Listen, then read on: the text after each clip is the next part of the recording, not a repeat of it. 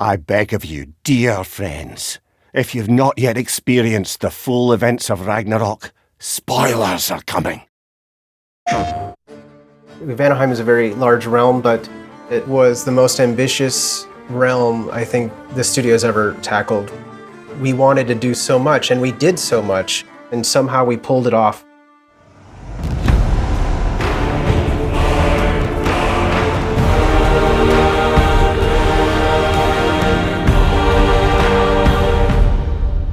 Hi, my name is Aaron Contreras, and I am a senior environment artist at Santa Monica Studio. My name is Lena. My role on the game is a 3D environment artist. My name is Jeremy War, and I'm a senior staff level designer. My name is Elizabeth Bright, and I'm a level designer at Santa Monica Studio. Hi, my name is Christopher Lloyd, and I'm the lead visual effects artist. My name is Carol Williams. I am the level design producer on God of War Ragnarok. As a level design producer, I help create the world that you see in the games. We work very closely with the environment artists, VFX artists, lighters to really bring the world together.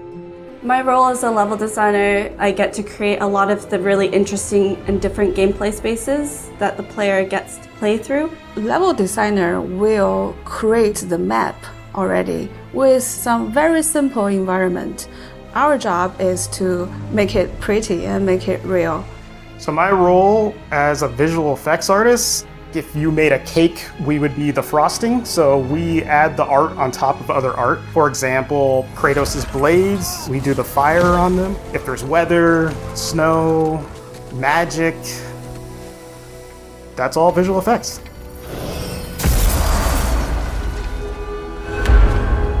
Wow, it's beautiful. And, wet. It is also dangerous. We didn't really see much of Vanaheim in the previous game other than that little window in Freya's house. So what we did was we took that little window and we just really expanded that, and we almost kind of turned that into like multiple different biomes all within one realm. You know, you've got the jungles, you've got the savannas, you've got these ruins, you've got caves, you've got kind of like swampy areas. And they all kind of retain a little bit of that palette from that original window. We pull a lot from Norse mythology as we're creating the different realms, but we've also added our own unique twists and inspiration to each of the realms, so the player is surprised each time they play through, with the added layer of Fimbulwinter and the upcoming war to add tension and build interest as the player plays through these different sections. Vanaheim had very little kind of actual written mythology, but in our own kind of story, we've implemented the story of Skull and Hati and kind of the idea of the moon and the sun and other characters such as Freya. Those were some physical, mythological elements that we could use to put into the environment to really help tell the player and anyone that's kind of paying attention, like, okay, this is Vanaheim. Pretty much it originated from the concept art and the storyboards that the artists created in terms of coming up with unique visions for what a Vanaheim jungle could look like. So pieces showing sort of the thick jungle, the canopy. From those sort of visual cues, we basically lay out the player's journey through Vanaheim as it adheres to the narrative direction. Vanaheim is extremely different than all the other realms that we visit. The grotto specifically, or the crater, where we actually get to see that world. Fate only binds you if you let it. Do what is necessary, not because it is written. Vanaheim is very unique. Typically, a level would have like one main state where that state sort of determines the look and how things behave. For Vanaheim, the realm features a time of day cycle. So what that means is that all areas of the level, except for a small few, every area has two different states that are fully functional and determine, their behavior. Implementing the day-night cycle kind of meant like, okay, what can we do with the plants? Can we make plants animate, or can we have a scene where you're there during the daytime, then you come back later and it's drastically different? We have to make effects for the daytime and the nighttime, so that way they read on both levels. So in the daytime, it's a lot more subtle, but everything still reads well and feels natural. At night, we want, effects to kind of glow. You'll notice some plants will start having some nighttime glowing feel.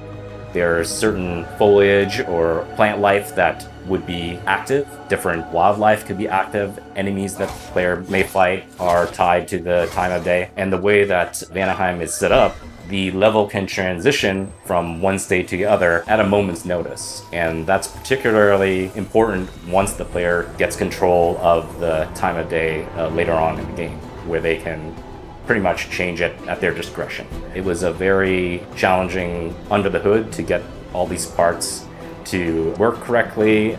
Yeah, it was a very satisfying challenge to accomplish. I don't know if you've ever been in a jungle before, but it gets pretty disorienting. So, whether it be day or night, you'll just get lost. And that's something that we've had to figure out how to help players get the direction they need. And again, adding the layer of the day versus night made it even extra challenging. My priority, other than to make things beautiful and realistic, I also focus on how to make plays memorable, so it's not feel generic or repetitive, or for player to get lost easily. I would, let's say, put a very weird shaped rock on the side of road, and so when player passes by, they will be like, oh, I remember that rock. Or put like massive root that comes out from the ground, and that will have some impact to player. What we can do to help the player is kind of guide them through kind of environmental storytelling. We're also thinking about what other kind of elements can we put in there that kind of remind the player of the story, or of things that have happened, or maybe are foreshadowing things that are going to happen. If there's a enemy coming up that you've never encountered before, maybe there's some bones or some footprints on the ground or scratch marks, something to kind of indicate, something's coming that you weren't expecting. Our environment team is amazing, so we just get to sprinkle in effects everywhere, and especially for Vanaheim, where it's such a new and jungly place, you get to really put in cool little insects and different type of things in the air, and I think the team really did well at bringing that to life. Just in general, Vanaheim is just one of those realms that people haven't seen yet, so I'm just kind of excited for people to go through there for the first time and just explore, because there's a lot in Vanaheim. We're here. You live in a tree? Not in it. Below it. Heavily! Look! Having worked on the previous God of War game, on Freya's house and the forest and kind of the surrounding areas, I did spend a lot of time getting to know Freya's character, and on this game I did get to spend a lot of time with her there as well. So seeing her evolve from this character who is this humble, kind of secretive witch just living in the forest very peacefully, and then has her life kind of disrupted. You must be better than this.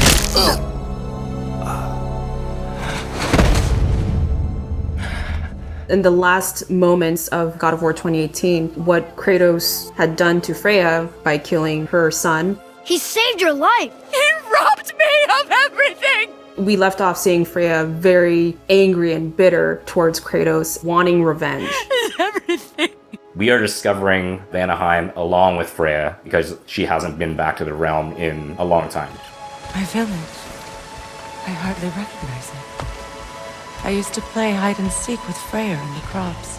At harvest time, we'd dance and feast until the sun rose. Why did I have to come back here and be reminded of all this? We want to show sort of the decline that the realm has suffered in her absence, sort of the heartbreak that she would feel when she revisits areas that were once vibrant, that have now succumbed to Odin's forces and their occupation of Vanaheim.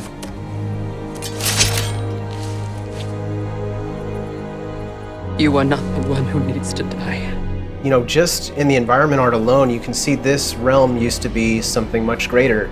Freya used to be someone much greater. She used to be a queen, but that's all but forgotten now. All you see are these strewn bits of stone and metal and everything just intertwined with the jungle environment.